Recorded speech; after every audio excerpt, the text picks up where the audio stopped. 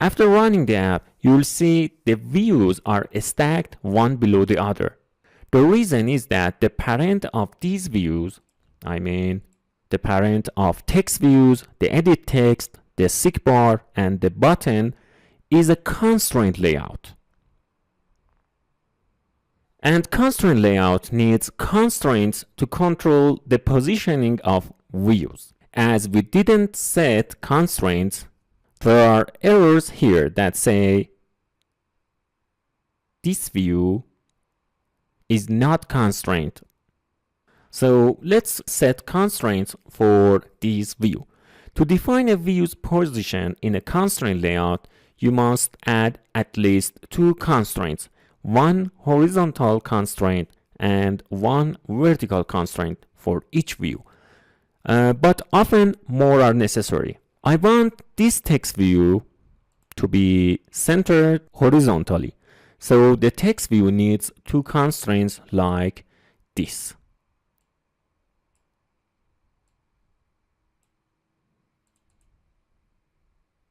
It needs connections to its parent. Now the text view is centered horizontally, but the error for the text view has not gone yet. It says this view is not constrained vertically. As I said, each view needs at least two constraints, one horizontal constraint and one vertical constraint. We have two horizontal constraints for the text view, but it doesn't have a vertical constraint. So I'll add a vertical constraint too. Now the error disappears for the text view. However, the error replaced with a warning. I'll talk about this warning later. Hard-coded string bill. Okay. Now we have three constraints for this text view. If you made a mistake while creating constraints, you can remove constraints from the view by simply clicking on the handle of the constraint that you wish to delete. For example, I want to delete the constraint for this border, for the right border. As you see, by clicking, I can remove the constraint. You can also click on this icon to remove all of the constraints that have been set on this view.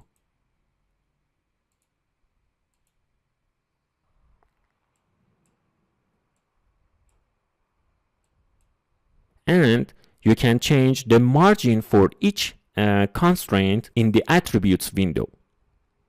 For example, I can change the top margin from 8 to 32. Okay, now we should create constraints for the edit text. So I create the horizontal constraint, and then I create a connection from the top border of the edit text to the bottom border of this text view. So as you see, we can create a connection to another view or to the parent layout. Let's set a margin for this edit text too. So I set a 16 margin for this edit text. As you see, the error for this edit text disappears too. And I should set constraints for this text view. I want it to be centered horizontally, so I create constraints like this, and we should set a vertical constraint too. So I create a connection from the top border of the text view to the bottom border of the edit text. And let's set the top margin to 32 dp. Okay. And now the interesting part is here. I should create constraints so that these two views should be in the same center line. So I create a connection from the top border of the text view to the top border of the sidebar, and create a connection from the bottom border of the text view to the bottom border of the seek bar. By doing this, middle of the text view is aligned with the middle of the seek bar. So if I move the seek bar, the text view moves to maintain its alignment. Okay. Now let's create connections to center the seek bar horizontally.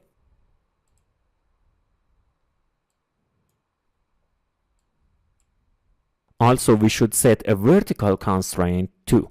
So I create a connection from the top border of the seek bar to the bottom border of the text view.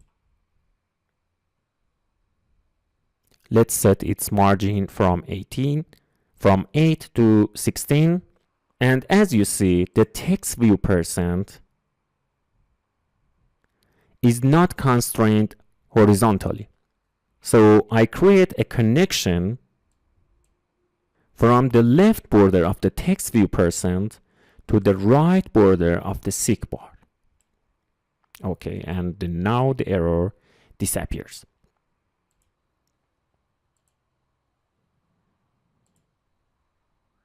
Okay, now let's create constraints for the button and for the text view total payment.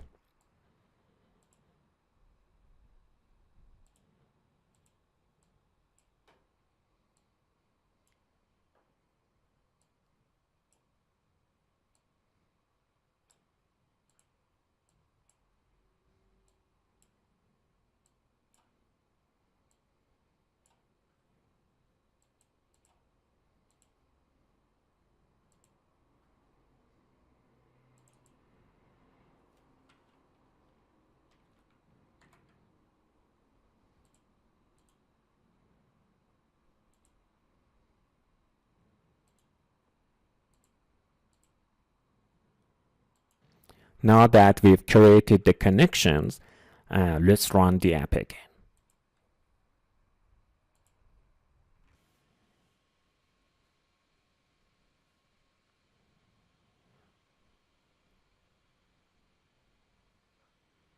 Great. As you see, the UI is what we have expected. But there are two things to do. I need to put the text of this text view in the center. And also solve the warnings. So let's back to the Android Studio.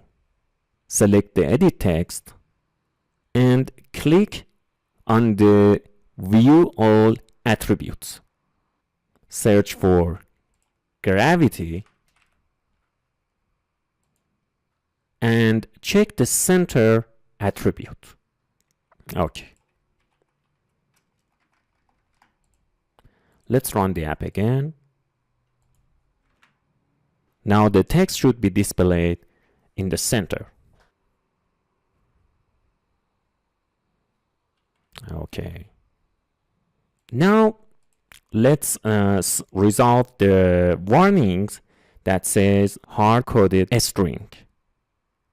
These warnings means you should store all strings in one separate file. The file is strings.xml that is located here.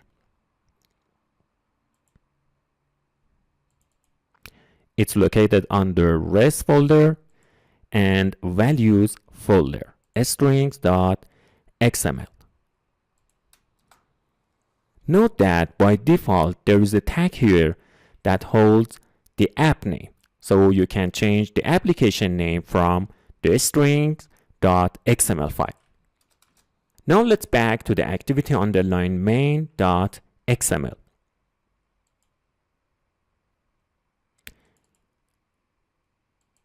Click on the warning icon and click on fix. A window opens that suggests a resource name. You can enter a name or accept the default name and click on OK. As you see, now the warning disappears. But if you back to the strings.xml, you will see that there will be a resource, a string resource here that its name is underline 10 and its value is 10%. Okay, as you see, if I select it here, you will see that the text attribute has a value like this. It means the value for the text attribute is located under is located in the string file and its name is underline 10.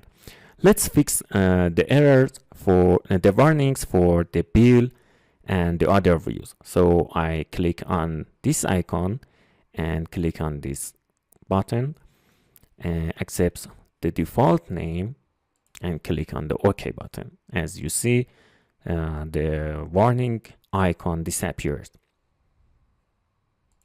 And as you see here, it says the value for the text attribute is located in the strings file and its name is bill. So we can do this for the others. So we can do this for the other views. Note that it's just recommended to place your text in the strings.xml file to make things simpler to manage and change in the future if needed. Okay, now we're ready to move to the next video and write the Kotlin code. It's time to write the functionality of the application.